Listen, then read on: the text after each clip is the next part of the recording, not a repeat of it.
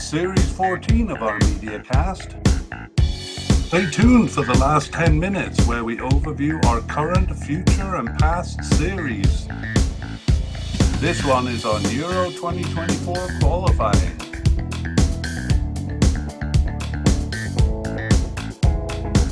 We're looking at Group F: Belgium, Austria, Sweden, Azerbaijan and Estonia. Here we go. It's the International Soccer Preview by Soccerfiles Canada, Series 14. I'm Kevin. And I'm Connor. And today we are looking at Group F for Euro 2024 qualifying. This group includes Belgium, Austria, Sweden, Azerbaijan, and Estonia. All right, and we usually give some information about the MediaCast at this point, but we're going to save it for the end. So stay tuned at the end for info about our past and current series and upcoming series too. Meanwhile, let's get on with it. Right, so this series features a deep dive into the history of Euro Cup qualifying for each of these teams. So we'll cover the usual information.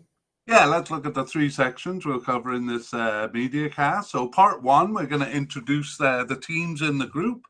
And part two, we'll do an in-depth team-by-team overview. This series features a deep dive into the Euro Cup qualifying history. And part three will be a comparison of the teams in their pots and rankings and head-to-head records and odds. And then we'll end with a discussion of their prospects and our predictions. All right, so before we begin, what's the hook for this group? Tell me something that'll get me excited. Okay, well, I had an image of or the expression "a cat among the pigeons," but really it's more like a couple of pigeons among the cats. I'm not. This metaphor is falling apart. A couple of pigeons among the cats. I just think the bottom teams could create chaos among the top teams. That's what I'm driving at. All right. Well, should we get into it? Yeah, let's get into it, and we'll begin with some information about the country. So let's introduce Belgium. Yeah, so Belgium, their nickname is the Red Devils. They have a population of 11.6 million people, and they're a small country in northwestern Europe, bordered by France, Germany, and the Netherlands. All right, next team is Austria. Austria, known as Das Team or the Red, White, Reds. Austria has a population of 9 million people, and it's a landlocked country in Central Europe, southeast of Germany and northeast of Italy, and sharing borders with both those countries. All right. Well, team number three is Sweden. Yeah, Sweden, known as the Blågult or the blue and yellow in Swedish. Sweden has a population of 10.5 million, and Sweden's a large country in northern Europe, bordered by Norway to its west, and then Finland and the Baltic Sea to its east. Okay. Fourth team is Azerbaijan. Right, Azerbaijan, known as the national team. They have 10.3 million, so just a shade under Sweden. Formerly part of the USSR, Azerbaijan is a country on the Caspian Sea that shares borders with Iran, Armenia, Georgia, and Russia. Okay, and finally, Estonia. Estonia, known as the Blue Shirts. Estonia is a small country with just 1.3 million people. It's also formerly part of the USSR, but it's in Northern Europe, sitting across the Baltic Sea from Sweden and sharing borders with Latvia and Russia. Okay, well, let's do a direct comparison of the size of the countries. Pretty interesting because I think they're fairly close here. Yeah, you have 4 countries within 1.5 million people. So Belgium is 11.6, Sweden is 10.5, Azerbaijan right behind at 10.3 million people, and Austria 9 million people. So yeah, 4 countries, very similar size. The outlier there is Estonia with 1.3 million people. That's just about 10% of kind of the average of the other 4. Right, okay, pretty interesting comparison there. So let's move on to part 2 of the podcast where we delve into the history of the country. So we'll begin with Belgium's participation and achievement. So their first international game was in 1904, and they're among the most senior of teams, having been one of the 4 European teams to travel to Uruguay for the first World Cup in 1930. And they've entered every cup except for 1950 when they withdrew. They didn't actually enter the first Euro Cup in 1960, but they participated every time after that. Peculiarly, when they've done well in World Cup play, they haven't done well in Euro Cup play, and the reverse is also true, at least until recently. Generally, their record is weaker in the Euro Cup, though their best results in the 1970s, that's third in 1972 and second in 1980, were not matched in their World Cup play, where reaching the group stage in 1970 was their best result around that time. They came into better form in the World Cup in the 1980s and finished fourth in 1986, and that remains their best result in the World Cup until recently. Okay, let's take an overview of their World Cup. Yeah, they have a long history, as you mentioned. Belgium qualified for each of the first 3 World Cups, but never got past the first round. From 1950 to 1980, they only qualified twice, though. That was in 1954 and 1970, and both those times, again, not getting past the first round. From 1982, however, they were consistent qualifiers, reaching it an impressive 6 times in a row, and more impressively, even passing the group stage in 5 of those times. So the 2006 World Cup, however, broke that qualifying streak, and they failed again in 2010 before returning with an impressive squad. They earned a quarters finals finish in 2014 and came third in 2018, their best result, which outdid their 4th place finish in 1986. All right. Well, we said the Euro Cup was quite different, and let's take an overview of that. Much weaker in the Euro Cup. However, their best period here filled a gap where they failed to qualify for the World Cup. So despite not reaching the 1974 and 1978 World Cups, they finished third in Euro 1972 and second in Euro 1980. Beyond that, until 2016, they only reached the Cup twice. That was in 1984, and then when they co-hosted in 2000. And they failed to pass the group stage in each case. This during a period where, as Connor just showed us, they were reaching every World Cup and passing the group stage regularly. Their long absence from the Cup was finally redressed with a convincing qualification by their new generation in 2016. But the quarterfinal finish there was seen as a bit of a disappointment, since their impressive squad had only a few moments of brilliance and fell to a lesser team in Wales. They also fell at the quarterfinals in 2020. Okay, let's get into their qualifying history. So we said they didn't enter the 1960 Euro Cup in France there. So they joined in the second one.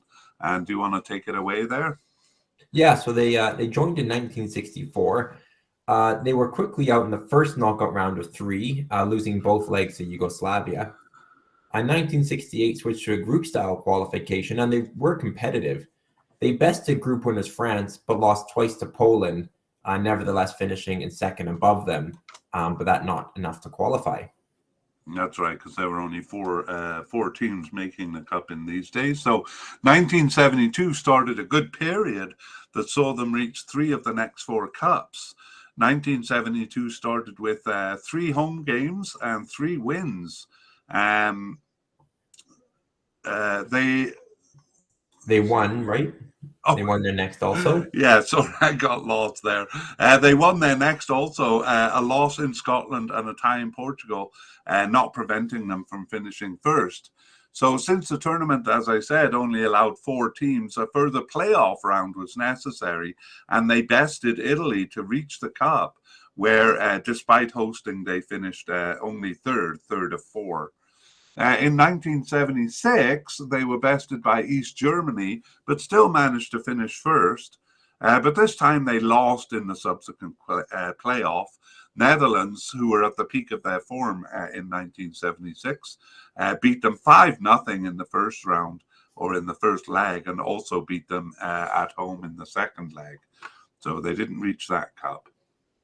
1980 saw the tournament expand to 8 teams, and Belgium went undefeated through qualifying, oddly tying their first 4 games, then winning their last 4. That led them to what remains their best Euro Cup finish of 2nd place. They qualified again in 1984 in exactly the same manner as in 1972, winning the first 4, then losing and tying in the last 2. However, it would be their last appearance at the Cup for 16 years until 2000. All right. So in 1988, they didn't make it. It saw them actually starting strong and finishing weak, undefeated in their first 5 games, but then losing 2 towards the end. So they finished 3rd in the tight group, behind Ireland and Bulgaria. The top 4 there all separated by 2 points. 1992 was a poor showing. They beat Luxembourg twice, but otherwise managed only a home draw with 2nd place Wales, Germany taking the only advancing spot there. And this was the last of the 8-team edition of the tournament. In 1980, it became 8 teams, and in 1996 became 16. Yeah, and in 1996, they finished 3rd in qualifying again. Their road record was better than at home, but a record of 4-3-3 left them well behind Spain and Denmark. 2000 was their only tournament appearance between 1984 and 2016, and they qualified by co-hosting. That it was a weak period is evident in dropping at the group stage despite playing all games at home. Yeah, well, they lost at home to Bulgaria in the opener of their 2004 campaign. But despite winning their last 3 games, all of them at home, it was 3rd place again. The top 3 teams separated by just 1 point there. 2008 was worse still, finishing 5th in a large group of 8 teams. That opened with a home draw against Kazakhstan, and they finished well ahead of Kazakhstan, but well behind 4th place Finland. 2012 at least returned them to 3rd place, but they lost both games to Germany and were bested by Turkey. A draw with Azerbaijan ultimately ruining their campaign. And of course, they meet Azerbaijan here. 2014 World Cup qualifying introduced a new generation, and it carried them to the 2016 Euro Cup.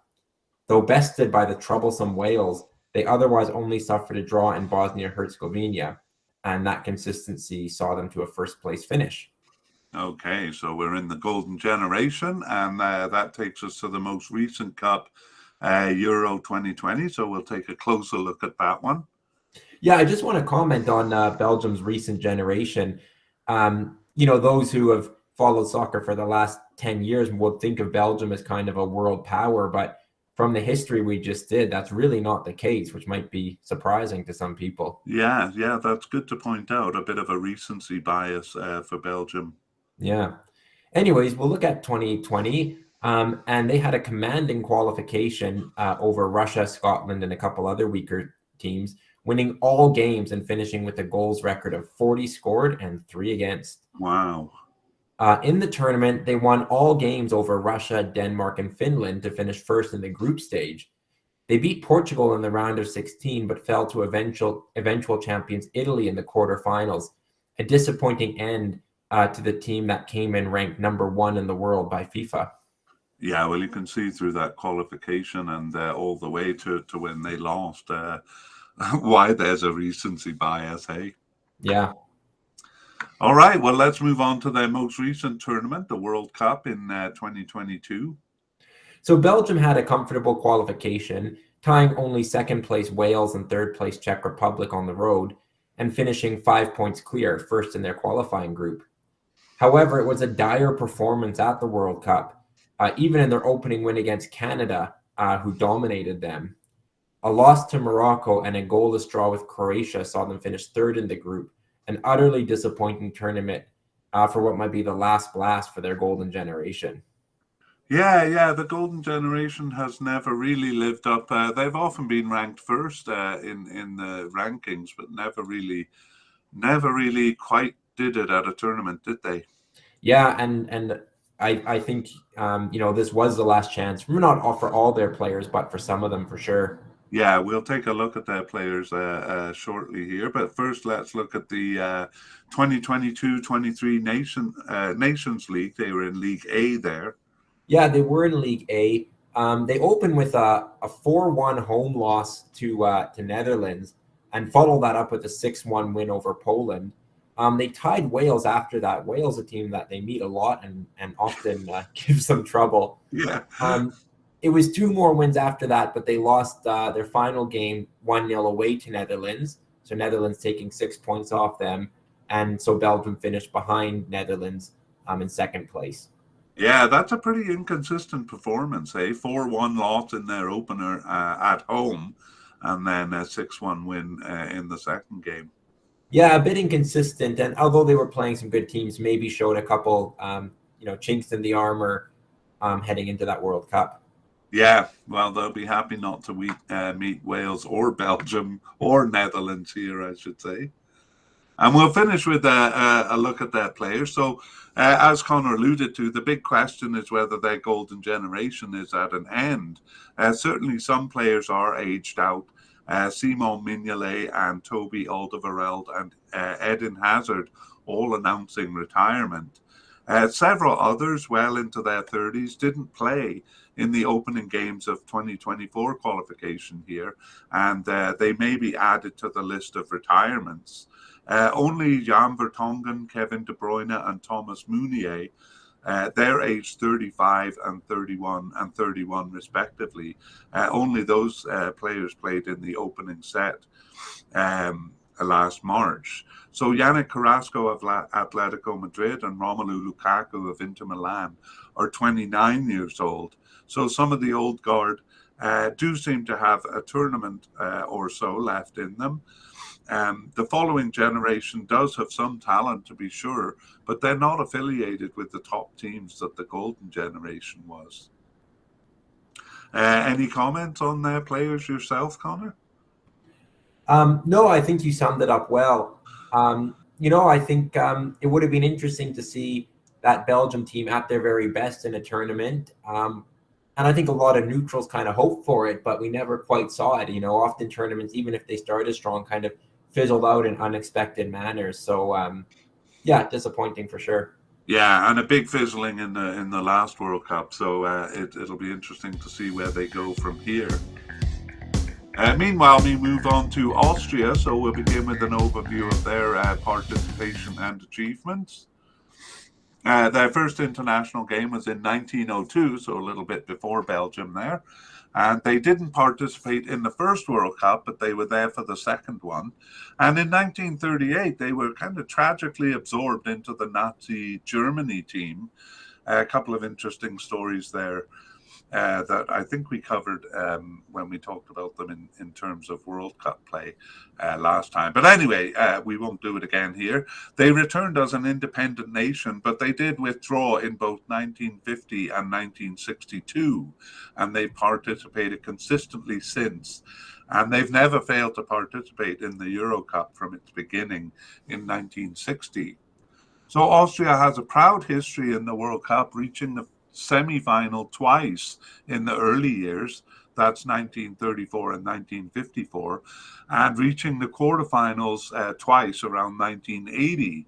That was their peak, though, and they qualified twice after that, but never since 1998.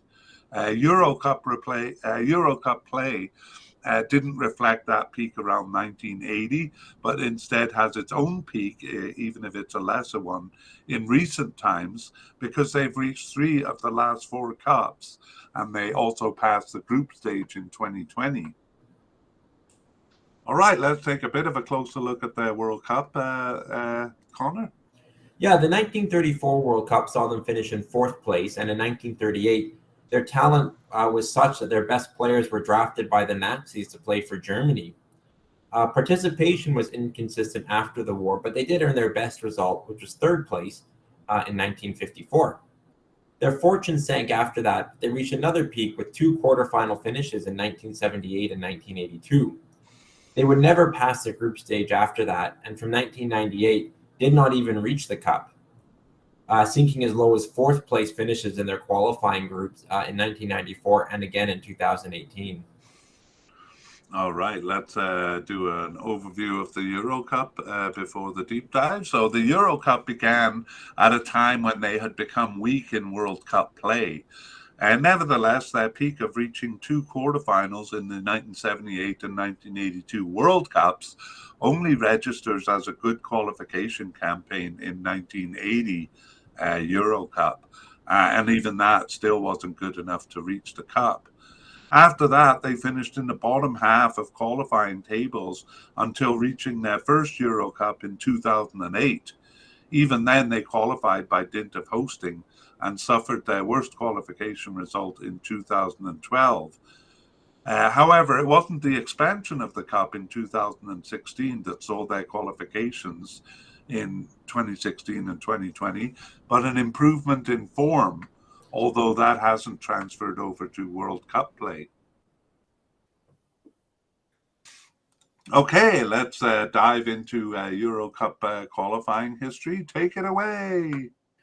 Austria entered the first Euro Cup in 1960 and won the first of 2 rounds over Norway.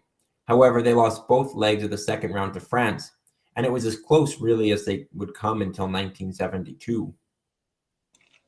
All right, I got a little bit behind there. Okay, so 1964 saw them bested by Ireland in the first round of 3. And we've seen that 1968 was the start of group stage qualification. And there they were undefeated at home, but earned only a draw in Finland on the road to finish 3rd behind Greece. The final game, actually, between Austria and Greece was abandoned due to fan violence there.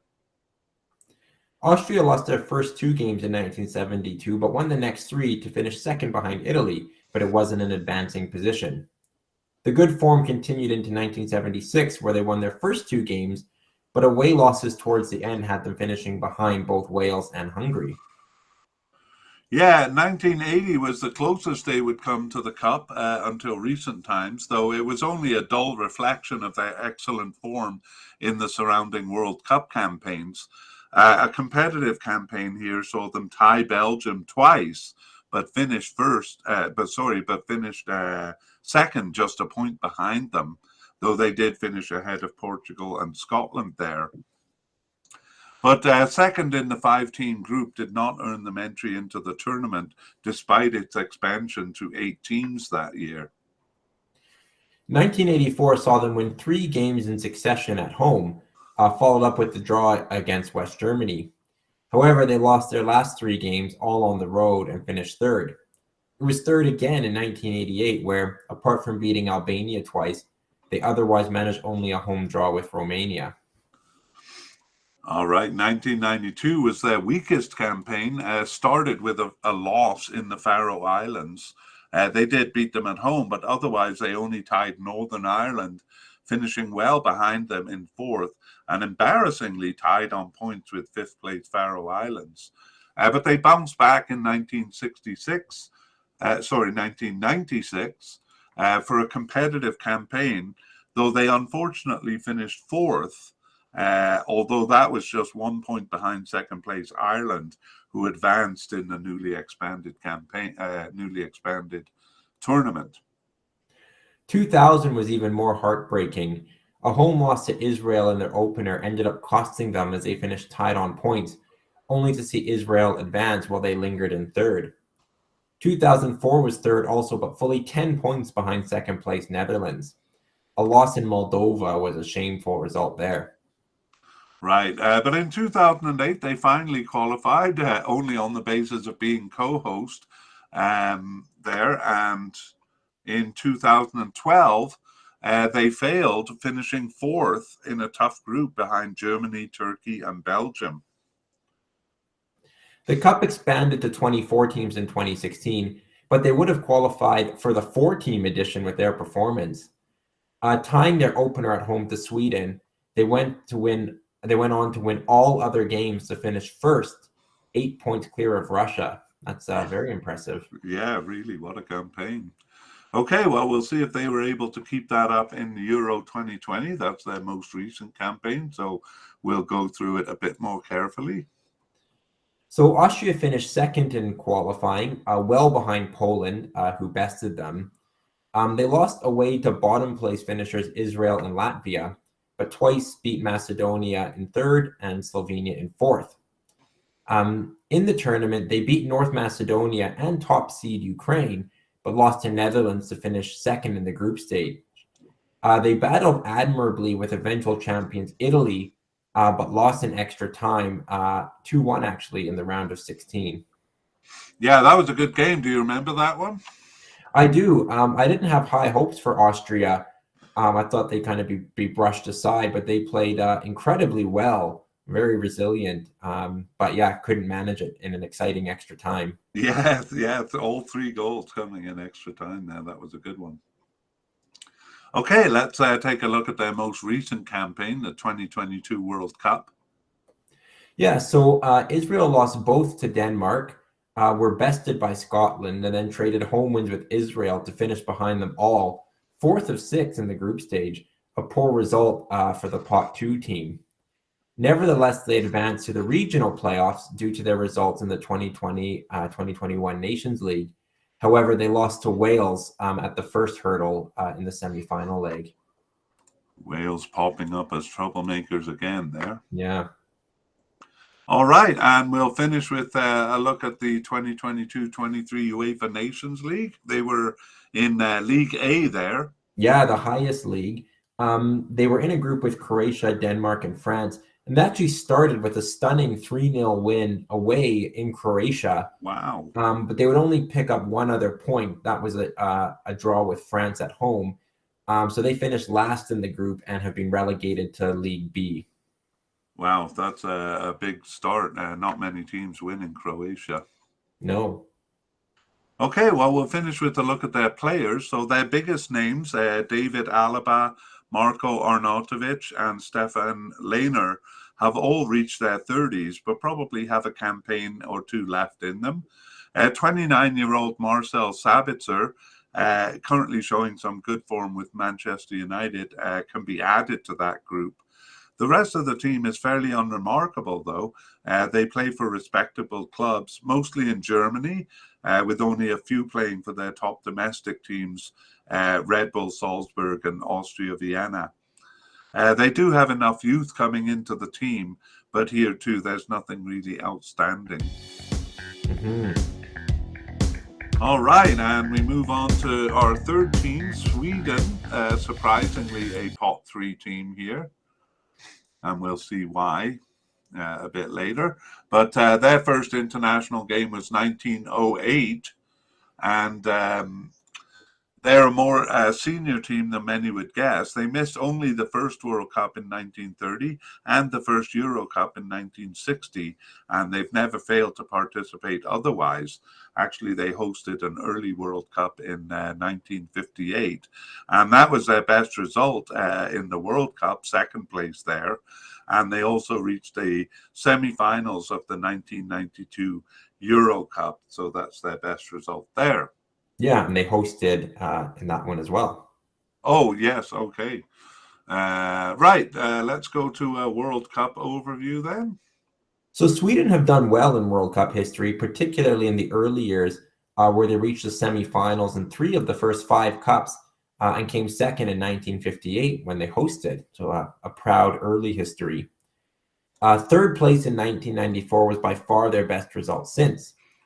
Following that, they qualified for only half the tournament, but they did pass the group stage every time.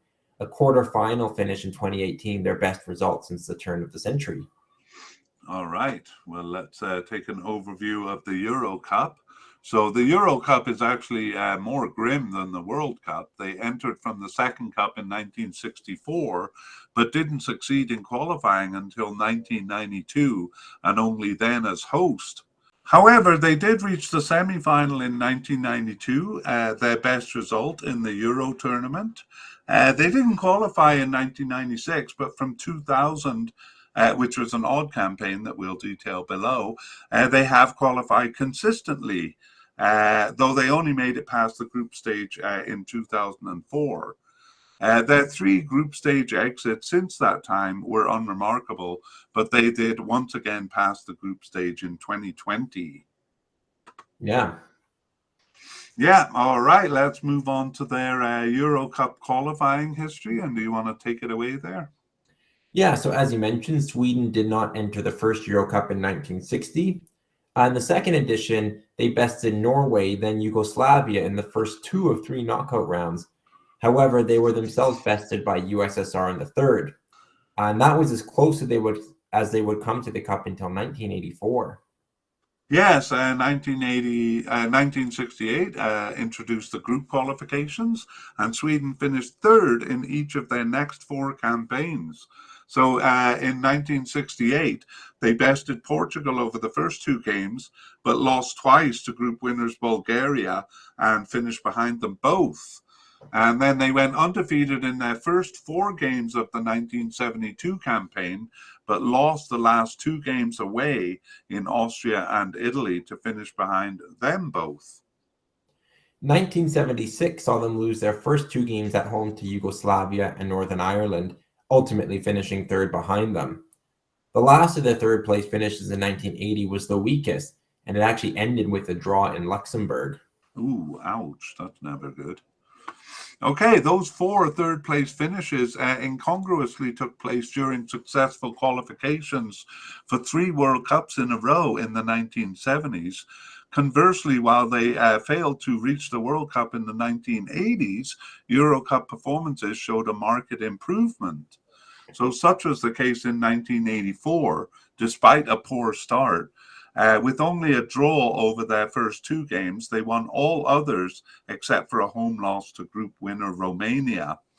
They twice beat Italy to help condemn them to 4th place, and they finished second.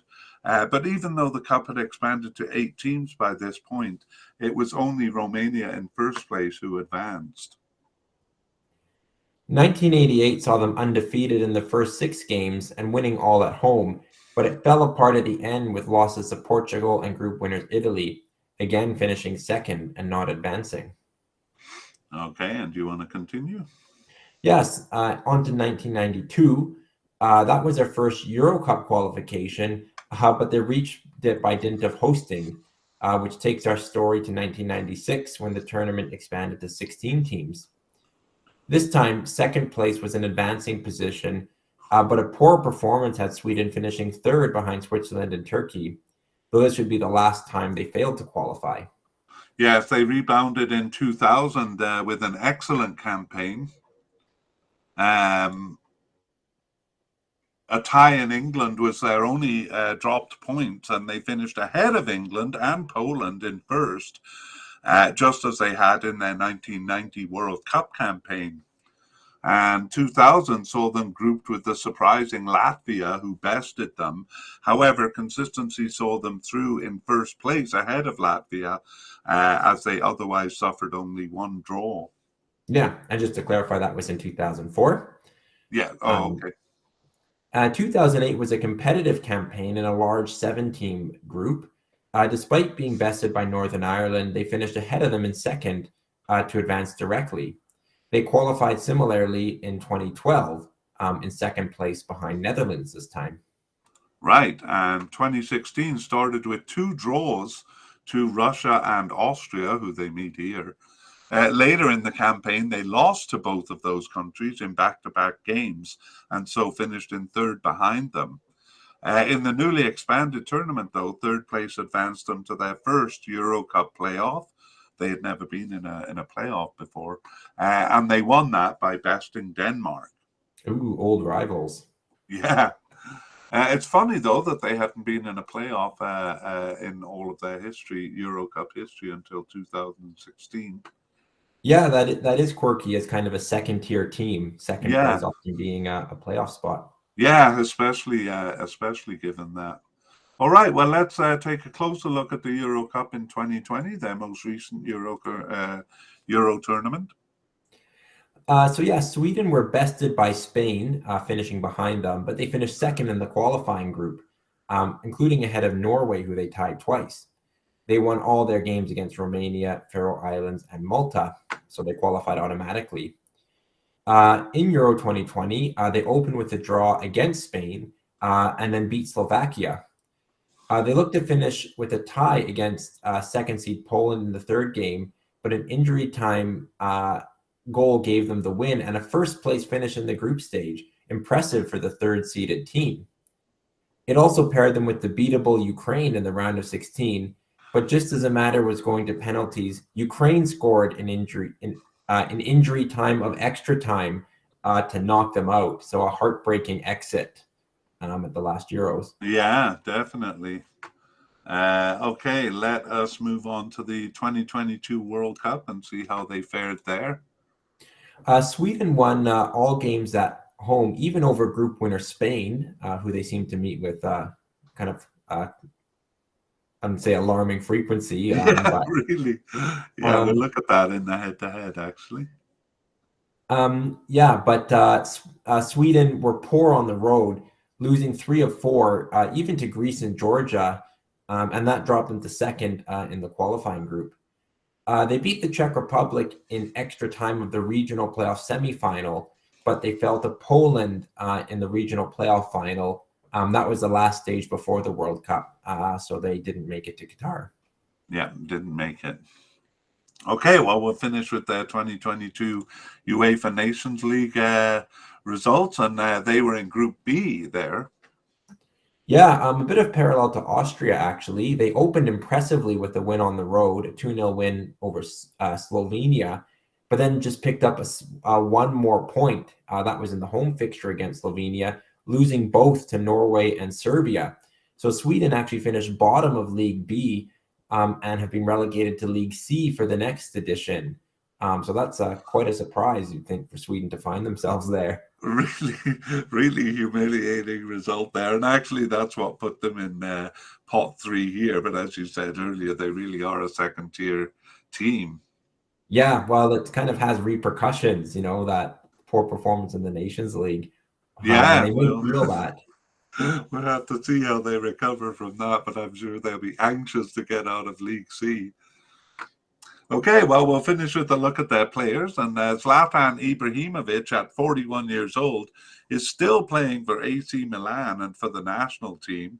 He's only actually played smatteringly over the past couple of years, but all games involving him since late in World Cup 2022 qualification have been a disaster. The only other veteran with top club affiliation is captain Victor Lindelof with Manchester United. Others on the team play for respectable second and third tier clubs. They do have some promising youth in 22-year-old Dejan Kulusevski of Tottenham. He's 22. And in 23-year-old Alexander Isak of Newcastle. And there's also 19-year-old Yasan Ayari at a respectable club. So some good youth coming into the team here. Yeah.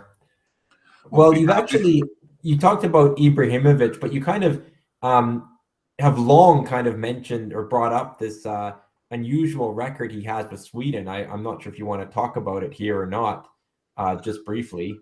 Yeah, I mean it's very odd. Like as I say, he's kind of played smatteringly, and it's not always his fault because sometimes he's come on with like 17 minutes left or something. But it just seems whatever game he plays in turns out to be a bit of a disaster for Sweden. So if we go back to the World Cup playoff finals, I think he wasn't involved in the one against Czech Republic, which they won, but then was involved in the one against Poland. And so, yeah, if you look at his record, he hasn't been doing. It's more of a bad luck charm than actually his play, unless you have an opinion on that. Whether I gotta say, Sweden is not a team to me that does well with a superstar so much. I think they tend to do better when they're as a team. And so I kind of wonder if Ibrahimovic was a bit disruptive to their team ethic. Mm-hmm. Yeah, despite having Ibrahimovic, they haven't really kind of achieved many great heights with him in their squad. So, yeah, perhaps rebuilding around youth could perhaps open up a new exciting chapter for Sweden. Yeah, I was going to say at the end there, I'm sure these guys like Alexander Isak and Kulusevski won't be delighted to be playing in Group C of the Nations League. Yeah. All right, well, we'd better move on to Azerbaijan. our fourth team, and we'll begin with their participation and achievements. So their first international game was in 1992, September 1992 actually, and first entered the European Cup in 1996, and they've entered all competitions since then. They have not come close to qualifying, finishing last or second last in every campaign. World Cup campaigns have been slightly better, finishing out of last place 3 times in a row from 2010 to 2018, and fourth of 6 in their best campaign in 2014. In Euro Cup play, they've also avoided bottom spot 3 times, twice in a row in 2012 and 2016, but they've never done better than that. Take a closer look at their World Cup record. World Cup qualification saw them finishing last in their first 3 campaigns, but after improving that to second last from 2010, they returned to the bottom in 2022. They've earned points in every campaign, usually at home, and by stealing points from teams ranked well above them. There's a fairly steady pattern of improvement, adding some good away results from 2014. In 2022, they turned abruptly downward with the worst World Cup run in their history. So a bit surprising, but maybe they'll bounce back. Yeah, and then this is kind of establishing our theme of pigeon among the cats, or pigeons among the cats, because Azerbaijan is a spoiler team, and it could be interesting in a group with teams that are readily spoiled, you know. But we'll get to that later, and we will go to our Euro Cup overview. So slow improvement is the pattern in Euro campaigns, but it is a bit more muted. So while they continue a tradition of at least 1 spoiler result in every campaign, their improvement started from a lower base and progressed a bit slower.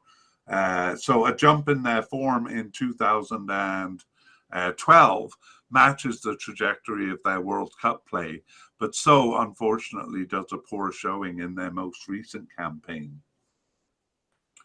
And we'll get into that as we enter our deep dive into their Euro qualifying history. Azerbaijan's first Euro Cup qualification run was in 1996, just as the Cup expanded from 8 to 16 teams. It hardly mattered in their case, as they lost the first 9, but ended the campaign with a home draw with Poland, a spoiler result which caused the Poles to finish 4th, a point behind Slovakia. That campaign included a 10-0 loss to France. Their goals against record was respectably under 3 per game, and without that loss would have been an admirable 1.9.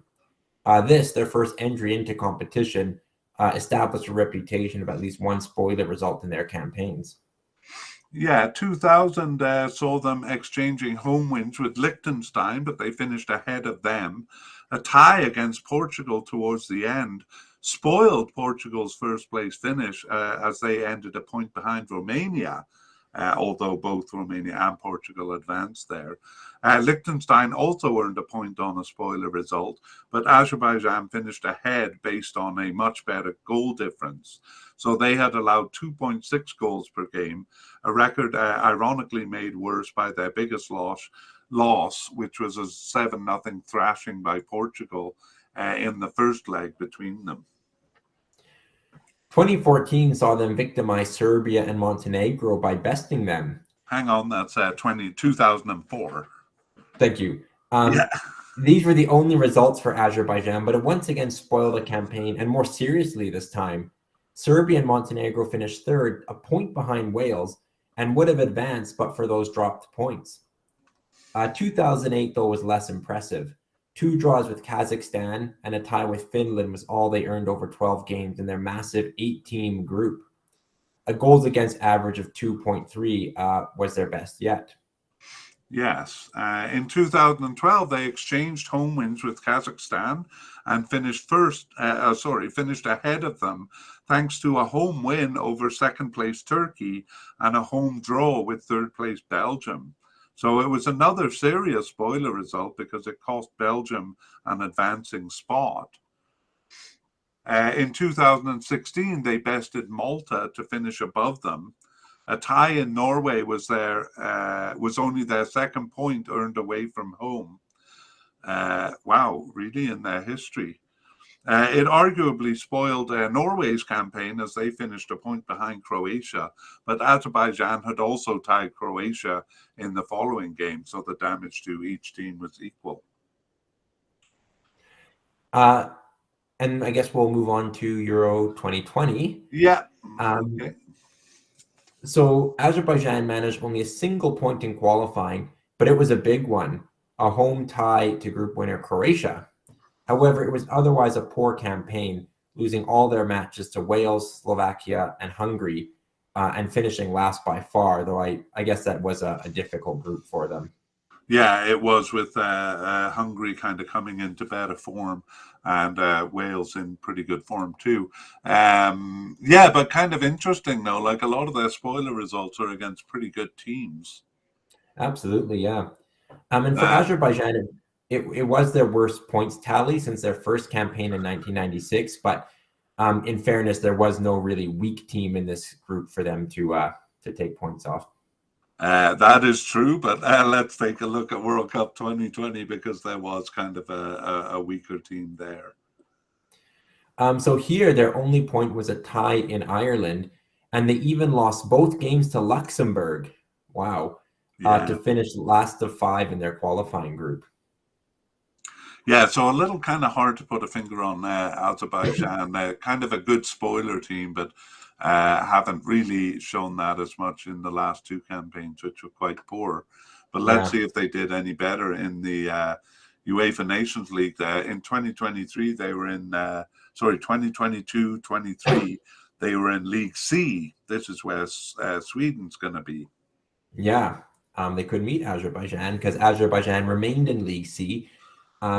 They actually only picked up 1 point from their first 3 games, but then won their last 3 matches against Belarus, Slovakia. That was an away win, and Kazakhstan. So they finished second in the group, but actually 3 points ahead of Slovakia. So pretty impressive. Yeah, and this is the form they're coming into, coming into this round with. So kind of coming in on a good note there. Yeah, they'll be eager to prove their last 2 campaigns where they got a point each were just anomalies. Yeah, for sure. All right, well, let's finish with a look at their players. They have very few players with teams abroad. The 2 most recognizable affiliations are Grasshopper in Switzerland. That's where Renat Dadashov plays. And Konyaspor in Turkey, Mahir Emreli with that team. And these are actually 2 of the younger players in a fairly aged squad. So most of the starters are in their 30s or in their late 20s. Okay, and we will finish with Estonia, the 5th team, and begin with their participation and achievements.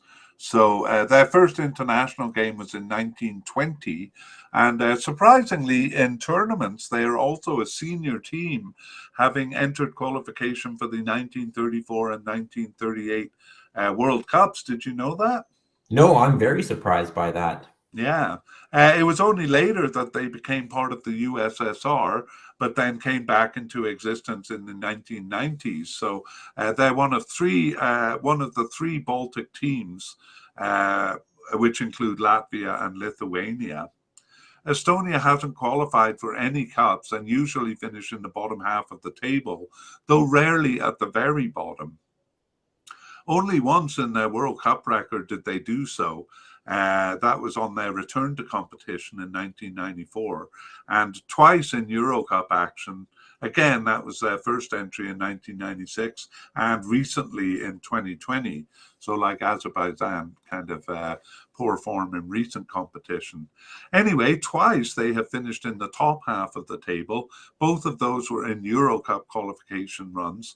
They came 3rd of 6 in 2000. That was their second Euro Cup campaign, and an impressive 2nd of 6 in 2012, which earned them passage to a final playoff, their best result by far. Connor, quiz time. Do you know who that final playoff was against? I do not. I think we covered it in a previous podcast or I think previous you, MediaCast series, but I can't recall. I think you're going to kick yourself, lad. Oh, hang on. I went to Scottish. Sure, I think you're going to kick yourself over this one. Was it the Irish? It was. Okay, that went a bit haywire. Let's continue on with the World Cup overview. In 1934 and 1938, they were in qualification groups, but they failed in both cases. Their return in 1994, No, 1994, yeah. Saw them lose all 10 games in their 16 group, but they steadily improved to a competitive mid-table finish in 2006. They fell after that, but repeated with a similar performance in 2018 qualification. In neither campaign, however, did they rise to the top of the table. Top half of the table, yeah. Okay, Euro Cup overview. That was similar. Lost all games in their first campaign. However, they became competitive more quickly and came third of 6 in their second campaign. They grew a bit less competitive after that, even in 2008, after their best World Cup run. A surprising campaign, though, in 2012 saw them finish second ahead of Serbia to reach the UEFA playoff, where they lost heavily to Ireland. Sorry, I didn't mean to put you on the spot there. That's all right, I should have known. Shame on you. They fell back to the bottom half of the table in 2016, and in 2020 turned in their worst performance since their first. So we'll take a closer look at some of those performances in our deep dive, and beginning with 1996. Yeah, it was a painful introduction to the European scene as Estonia lost all games in their opening campaign, actually in World Cup qualification in 1994, and then followed that up by losing all 10 games in the Euro 1996 campaign as well. It was a tough group with neighbors Lithuania performing well to finish third, but they came last behind Slovenia, whose strength was actually shown in qualifying for the following cup. Yeah, so it turned out to be a fairly tough group, and they did much better in 2000. The campaign began with a 5-0 win over Faroe Islands, and this time they proved themselves the equals of Lithuania, exchanging away wins with them. Despite being bested by Bosnia-Herzegovina, they finished in third above them, and behind Scotland, who they also tied. So that would be their only top half of the table finish until 2012. 2004 opened with a draw in Croatia, and they later tied winners Bulgaria to affect matters at the top of the table. Otherwise, they beat Andorra to finish ahead of them. 2008 also saw home and away wins over Andorra to finish ahead of them, but otherwise they only tied in fourth place Macedonia. All right. Well, we've talked about 2012. That was impressive. They bested Serbia in the first half of the campaign, but they seemed to undermine themselves with a loss to Faroe Island. After that, however, they won all 3 games over Slovenia, as well as home and away to Northern Ireland. Serbia's loss to Slovenia in the last game handed second place to Estonia, who went on to play Ireland in their first ever UEFA playoff. But it was all over when they lost their home leg 4-0, and then a tie in the second leg was cold comfort. That raised hopes coming into the newly expanded tournament in 2016, especially after an opening win over Slovenia. However, a loss in Lithuania and a draw in San Marino, ouch. Yes. That actually gifted San Marino their only point ever in Euro qualifying. Oh, double ouch. Yeah. So that poured water on hopes of a campaign similar to 2012. Beating both those teams at home shortly after made up the total of their points, and they finished fourth of 6 ahead of neighbors Lithuania. Right, tied on points with Lithuania, but finishing ahead of them. And let's see how they did in 2020. I think we've already said this was their worst campaign in a long time. Yeah, they managed only a draw in Belarus to finish the last of 5 in their qualifying group. Germany, Netherlands, and Northern Ireland were the other teams, all of them beating Estonia twice. So just a single point. Yeah, some pretty heavy losses there. 8-0 in Germany and 4-0 at home to Netherlands and 5-0 away. Pretty brutal. Okay, let's see if they did any better in World Cup 2022. Estonia traded home wins with Belarus and otherwise earned a tie in Wales, who finished second. That was enough to see them 4th of 5 in the qualifying group, Belarus being the only team below them. All right, well, let's finish with their 2022-23 UEFA Nations League campaign. They were actually in Group D there, or in League D. Yeah, the bottom league. They had two opponents, just Malta and San Marino.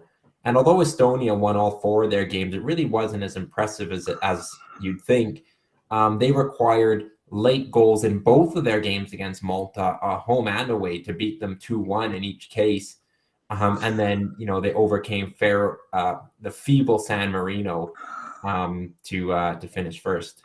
Yeah, I'm sorry, I'm laughing here. Like you couldn't put together a weaker group apart from Estonia. Like if they didn't win all games there's no lower that they could go. Yeah. Okay, so anyway, so they will be moving up to League C, so perhaps joining Azerbaijan and Sweden there. And we'll finish with a look at their players. So the team seems divided between players who are 30 years or older and then players who are 26 or younger. So the veterans mostly play in Estonia for little-known clubs. In Estonia or little-known clubs in other countries. The youth, however, look quite promising. They have 5 players, 21 or younger, who are on the rosters of Arsenal, Tottenham, Roma, Utrecht, and Spal, all bigger clubs than any of their veterans. So perhaps Estonia has the ingredients to come back into form. Yeah, that's very interesting. A neat observation. Yeah. Okay, well, let us move on to part 3, and we're going to begin that, changing our format a little bit. We're going to begin by looking at the pots that they came from.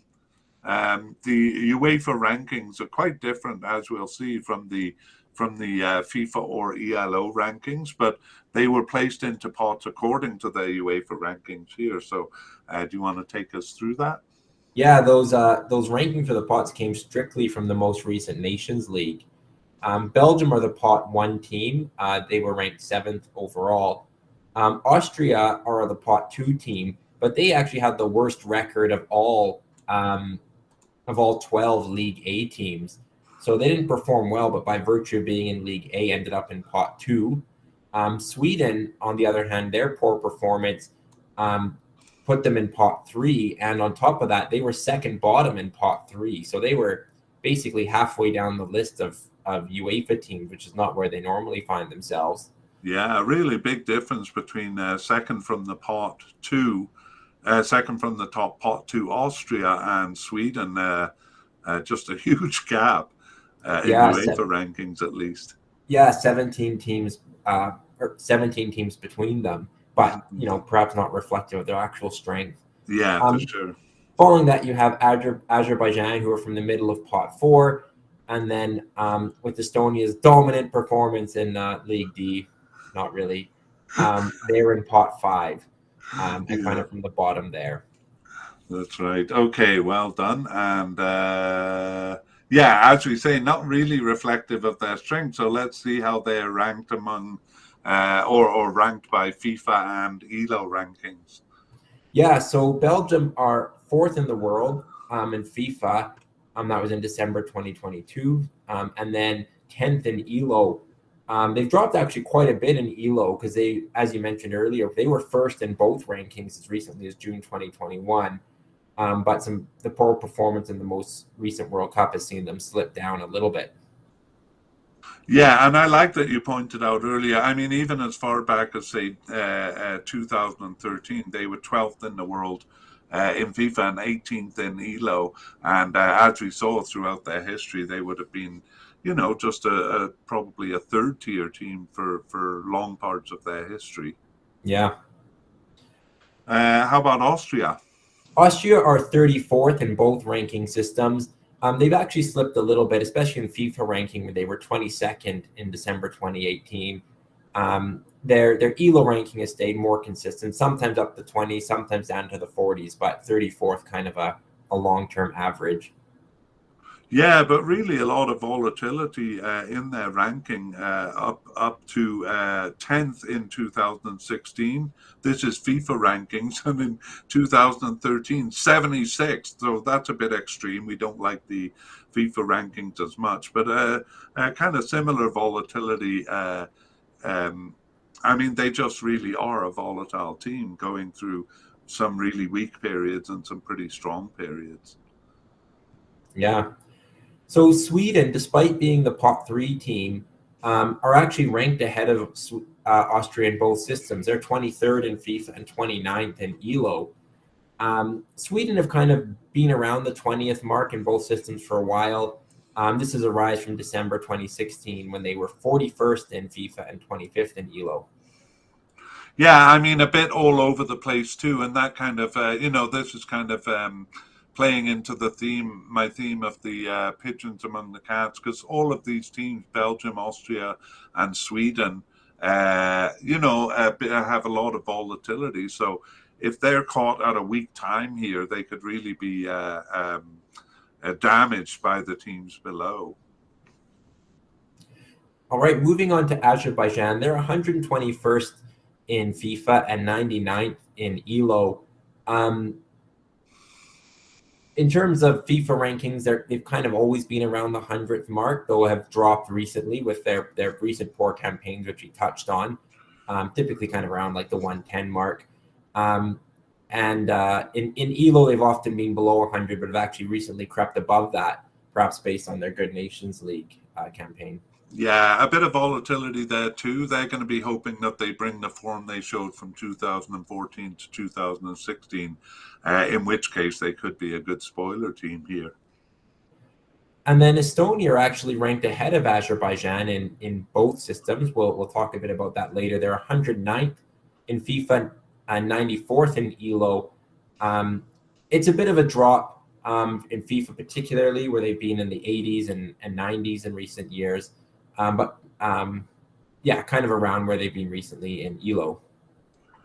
Yeah, pretty interesting that they are ranked, despite being in League D of the Nations League, ranked ahead of Azerbaijan.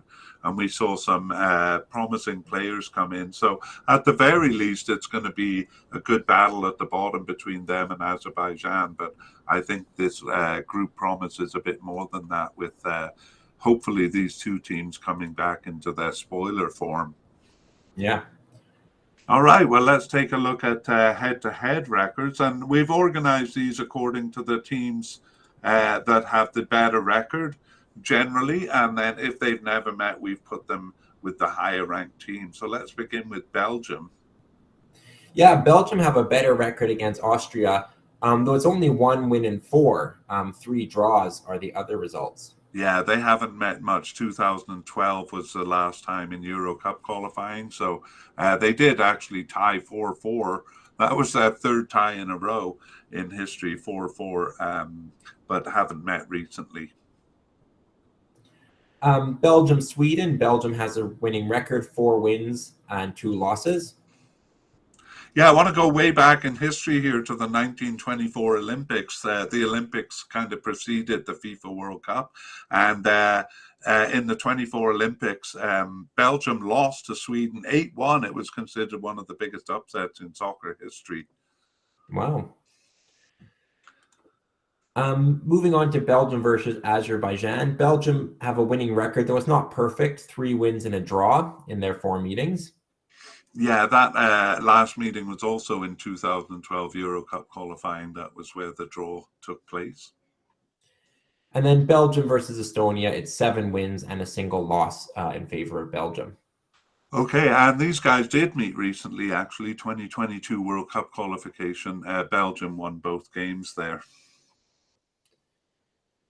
Okay, the next matchup we'll talk about is Austria versus Sweden. They've actually met a lot. Austria has a better record at 7 wins, 2 draws, and 5 losses, but it is competitive. Yeah, they actually met in the 1978 World Cup group stage, and Austria won that 1-0. So generally, Austria are the stronger team, and that was true in their most recent meeting in 2016, where Austria bested Sweden. Yeah, Austria, Azerbaijan, it's 3 wins and a draw in favor of Austria. Yeah, 2012 was their last meeting, so not that current. And then Austria versus Estonia, it's 2 wins from 2 in favor of Austria. Yeah, that was way back in 1998, so probably, well, it's probably the same nowadays, but it doesn't count for much here. Sweden versus Azerbaijan, they've only met once as well, or had 1 meeting. That was 2 wins for Sweden in the 2002 World Cup qualifying. Yeah, so quite a ways back there. And then Sweden and Estonia, they actually have a long history, with Sweden winning all 4 times they've met. Yeah, and 2 of those times were in 1934 and 1938 World Cups. They tended to do qualification more regionally, so they're all in the Baltic. So those were 2 of Estonia's historical games. Sweden kind of beat them up both times, 6-2 and 7-2. Otherwise, 1998 was the last time they met. And then finally, Azerbaijan and Estonia are two cats among the pigeons. They've never met. Right. Yes, and I'm looking forward to seeing how they'll do against each other here. Now let's look and see what the odds makers say in terms of chances of teams winning the group. Yeah, so Belgium are favored at 83%. That's not maybe a huge surprise. Austria, the pot 2 team, have 21%. But Sweden, who's ahead of them in the rankings, has a 7.7%, so a ways back. And then of the final 2, Azerbaijan are slightly favored over Estonia, 0.2% to 0.18% for those 2 teams. Yeah, those are very low numbers, but they're not the numbers of feeble teams. All right, so let's begin our discussion with whether you agree with those odds. Belgium very high there at 83%. I don't entirely agree with the odds for a couple of reasons, actually. I don't think Belgium should be as high as 83%. I think that Austria and Sweden could pose a challenge to them. And I also disagree with Austria being 3 times more likely to win the group than Sweden. I would probably, maybe not quite reverse it, but I would actually give Sweden the edge over Austria. I know they performed weakly recently, but I expect that's more of a blip. And I think they have some players like Isak in good form. And I just see them as a bit of a stronger team overall. Yeah, I have comments on that too. And generally, I agree with you. I see them pretty even odds coming into this. But let's talk about Belgium first, and why you think the 83% is too high there. Yeah, I just think Belgium have a couple questions over them. I mean, I think they'll win the group. I mean, I guess I'll start by saying that. But I think Austria and Sweden are both pretty good teams. They're both tough teams. Sweden, a really tough pot 3 team when you look at some of the other teams around them. And I think at a game level, they can both challenge Belgium. I think Belgium's had some recent campaign where they've won all 10 games. I think those were weaker groups. I think Sweden and Austria are both good enough to take points off Belgium. So I think Belgium will win the group, but they'll have to work for it. And, I see it possible that they don't win the group. Yeah, I agree with you as far as that. I think they'll probably win the group, but not nearly as strong as the odds make out. I think their performance in the World Cup there, they just seemed so kind of tired, and I wonder, to me, it kind of rang the ending of the golden generation. And we'll only have to look back about 10 years or so to see Belgium basically the equal or even lesser than Austria and Sweden. So Yeah, that's just it. They're not a team that's always been at the top. yeah, and things are a little up in the air with their players. We talked about that during the podcast, that some of the players are retired. Some big names like Eden Hazard.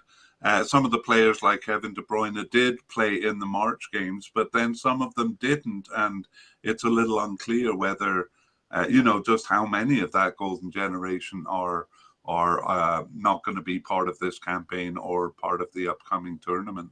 Do you see it kind of three teams fighting for first, or do you see Belgium still a step ahead of the others? Yeah, I'd have to say Belgium a step ahead of the others, but Austria is always a bit of a black box to me. They can be a really strong team. We saw, was that 2020, their excellent commanding qualification for the 2020 Euro Cup.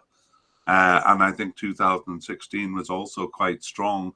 And they can also be quite weak. Their name always kind of pops up with teams like Faroe Islands getting their only win of the campaign over Austria. So they're so up and down that I could see them challenging for first here, and I could see them being challenged by Azerbaijan and Estonia, which we'll talk about a bit later.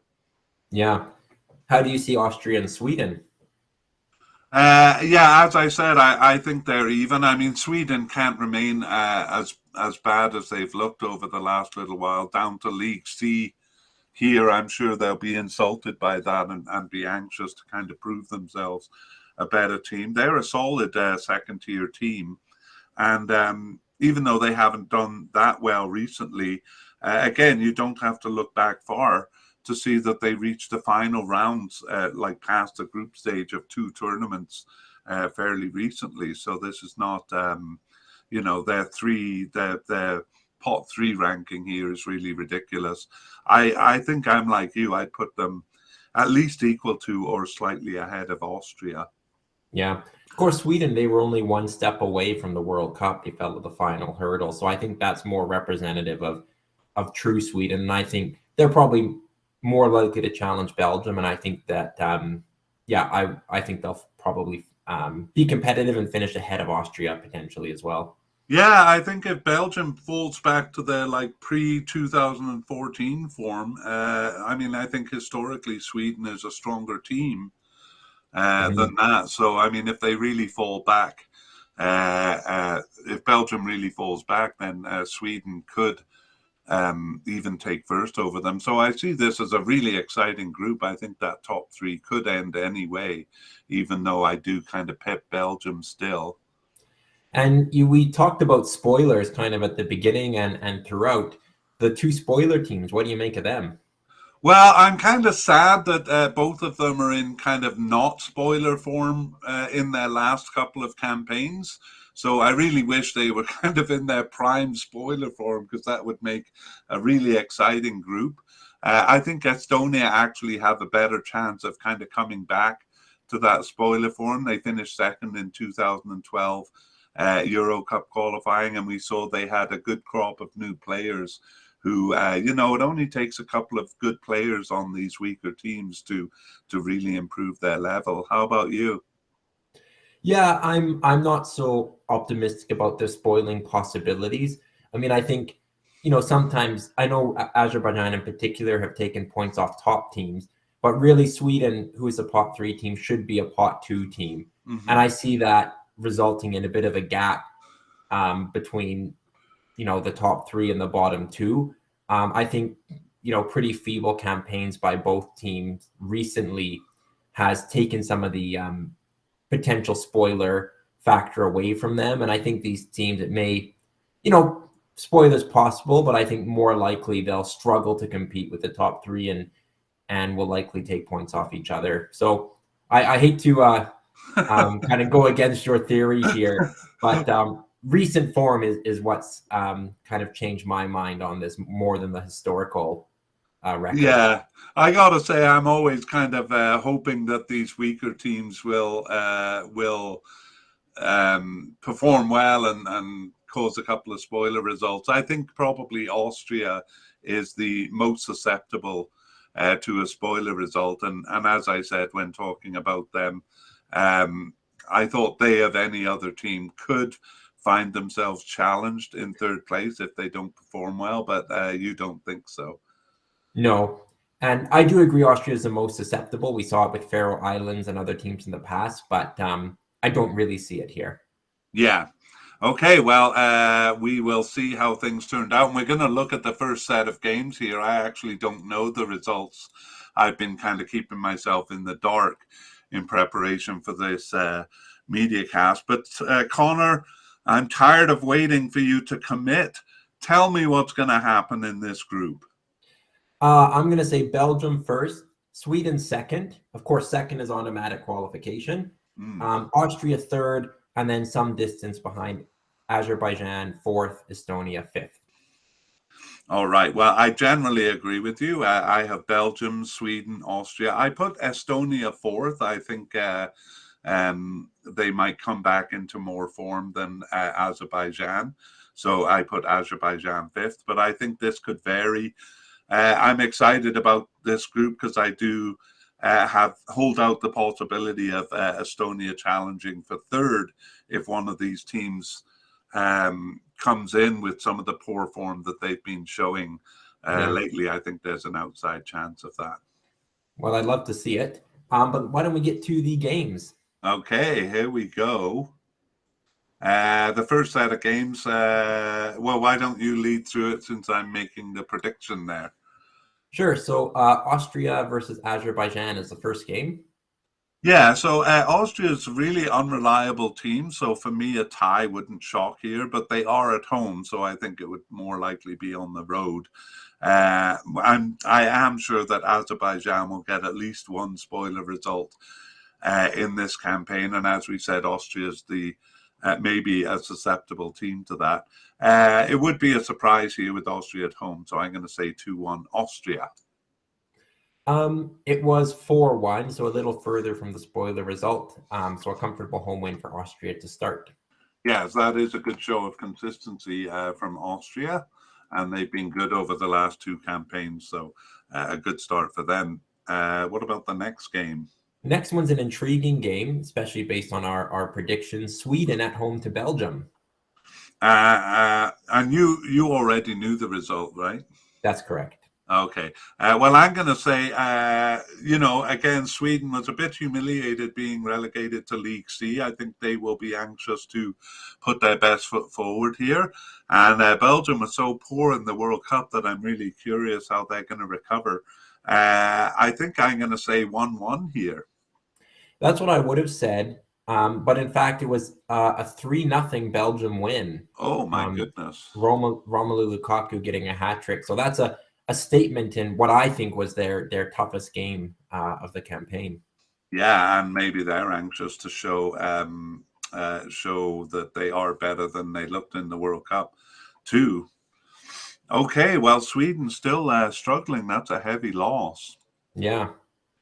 Let's move on to the March 27 games. So first up is Austria at home to Estonia.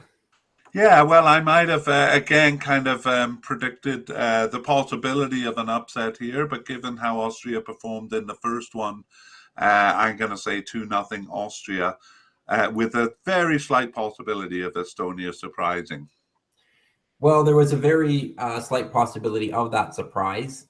It was 1-1 until the 88th minute when Austria snagged the winner. So you were right to perhaps not underestimate Estonia, but for them, they were close, but not quite on the spoiler result. Yeah, it'll be interesting to see what happens in the reverse fixture there. Okay, and yes. Sweden versus Azerbaijan, the next match. Right. Well, again, Azerbaijan might have a better chance of spoiling if they were at home, but Sweden has been in such poor form that a tie wouldn't shock me here, but it definitely would be a surprise. So I'll say 2-0 Sweden. Sweden actually returned to form with a 5-0 win. I should say that the last two goals came in the 88th and 89th minutes. to add some gloss, but doesn't change the fact that Sweden get off the mark. Yeah, and do so well. And we saw in the last couple of campaigns, Azerbaijan kind of lost, losing their spoiler form a little bit here. So it's too bad. But maybe when they start playing at home, we'll see a bit more of that form. Now, I will ask you about the upcoming games. June sees Azerbaijan hosting Estonia. That's a good one. What do you think? That is a good one. Azerbaijan have 2 heavy defeats so far, but I did predict them to finish ahead of Estonia. So to do that, I'm going to say Azerbaijan win 2-1. Okay, I think it's going to be a close game. And I did favor Estonia in my prediction, so I better go 1-1 here. All right. How about Belgium and Austria? I do think Belgium will win, not just for results so far, but yeah, I'm going to say Belgium 2-0. I agree with you there. Austria at least were consistent against the weaker teams, even though it was close with Estonia. Again, they're a bit of a black box, so they could surprise, but Belgium did look good in their opening game, so I would say 2-1. What did you say scoreline wise? 2-0. 2-0. Okay, so we're pretty close on that one, and we'll just have to wait and see how that turns out, because that is in the future. So that brings us to the end of our podcast here, or our media cast. So I'll just put the closing graphic up there so we end nicely. And great talking to you about Group F, Connor. Yeah, it's an intriguing group. I'm excited to follow this one. And yeah, I will see you next time. Okay, you bet. Bye-bye. All right, we'll finish the podcast today with a look back on what we have covered until now, with a particular focus on which media casts are still relevant.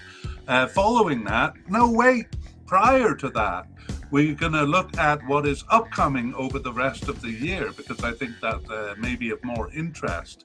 So we'll put a graphic up with all of this information, both past, current, and present, on the YouTube version, and we'll also include it in the show notes. So let's take a look at upcoming series. So right now we're on Series 14, and I'll give a bit more information about that too. But Series 15 will be a shorter version of Series 14, the 2024 Euro qualifying series. So rather than the detailed history, it'll have a short summary of each team in the group and a section on their recent form. So from there, part 3 of Series 14 will be the same in both the short and long series. That's a comparison of teams through rankings, odds, and head-to-head records, as well as Kevin O'Connor's discussion, and ending with a review of the first 2 sets of games that were played in March 2023. After this Euro 2024 qualifying, 16 and 17, Series 16 and 17 will be a preview of the 2023 Gold Cup. That tournament is set to start on June 24th, 2023. So we plan to put out those podcasts or those media casts in late May or early June. So Series 16 will focus on the groups and teams, and Series 17 will focus on the players of each team. Qualification is actually taking place through the CONCACAF Nations League currently. But we don't intend to do a series on qualification for the CONCACAF Gold Cup there. During the summer, we are planning a series on CONMEBOL, that's South American World Cup 2026 qualifying. That begins in September 2023. We also may get an early start on Asian Cup 2023, although that's due to start later in January 2024. In the fall, we're going to preview the early rounds of AFC World Cup 2026 qualifying. That'll take place in October and November, so we'll do it prior to that. And this will actually give us a first look at some of the weaker teams in the Asian region, which we haven't covered yet. Also, we will preview the 2023 African Cup. It is called that, even though it's due to start in January 2024. So those are the upcoming series, and now let's take a look at our current series. So the current media cast. We call it a media cast because it's available with visuals on YouTube, and it's available as a podcast. And you can find it on most podcast catchers or on our website at soccerfiles.captivate.fm. We'll also put up a graphic with that on it. So the current series is Series 14, and that's a preview of the groups in Euro 2024 qualifying. And this gives us a chance to get to know teams that don't often make it to the tournaments. So it features a deep dive into the Euro Cup qualifying histories of the team. And we started actually after the first round of games in March 2023 to make it a bit more interesting. So as mentioned, we'll follow that with Series 15. That's a shortened version of Euro 2024 qualifying, because some members of the audience don't want such a deep dive. Now, let's look back at our previous MediaCast series, and these are still relevant to various degrees, and well, they tend to be relevant in reverse order, so we'll actually kind of go backwards in time here. So Series 10 to 13 were all based on the 2022 World Cup. Series 10 was an 8-part group-by-group preview of the 14 groups in the tournament. It featured a deep dive into the World Cup finals history of each team. Series 11 was a 32-part team-by-team preview of players in World Cup 2022. So we didn't know at the time which players would be selected. So we went through the candidates for each position and gave information about them. So that'll still be relevant for a lot of the teams. Series 12 actually featured shortened versions of each of Series 10 and 11. So a shorter version on the teams and on the players. And then Series 13 was a 25-part review or update of the team-by-team players podcast. And it was published after the teams had selected their squads for the finals. So it went through the candidates that we had discussed in Series 11 and introduced any new players that made it to the final squad. Unfortunately, we ran out of time before finishing all 32 teams. And I particularly regret that in the case of Ghana, because they brought a lot of new players in that were not considered in our Series 11 preview of the Ghana players. Anyway, these World Cup podcasts, especially the player ones, are still relevant because the squads haven't changed that much. We will be doing future player podcasts before each major tournament. So going back before that, Series 9 is actually probably the most relevant. It was a 12-part preview of the African Cup 2023 qualifying groups. It's still called African Cup 2023. It was originally set to take place that year, or this year, I should say, but now it's been moved to January 2024. So qualification games were also postponed, and the qualification is still unfinished. So, as I said, that makes it still quite relevant. Series 7 and 8 were both based on the 2021 African Cup, which took place in January 2022. That's good for a look at some of the smaller African teams who made it to the expanded cup. Series 7 was a 6-part overview of the teams in African Cup 2021 or in 2022. It's confusing. It's still called African Cup 2021, but it took place in January 2022. While the overviews were repeated in Series 9, this did feature a deep dive into the African Cup finals history of the participant.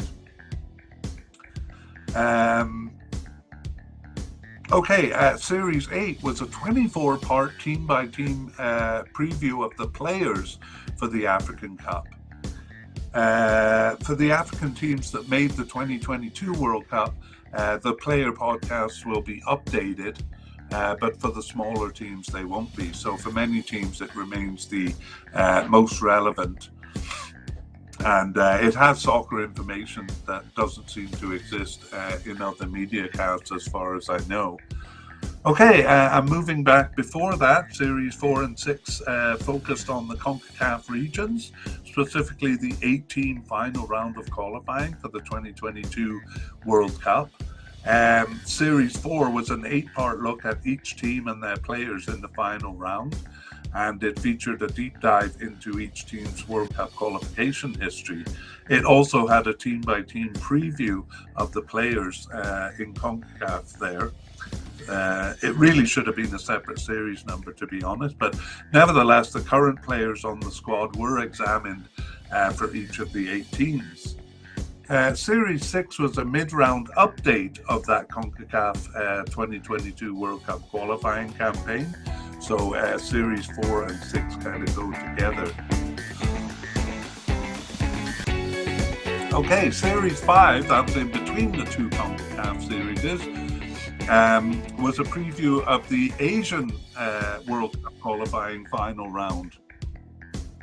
So this was just a 2-part series on each of the 16 groups that made it to the final round of World Cup qualifying in the Asian region.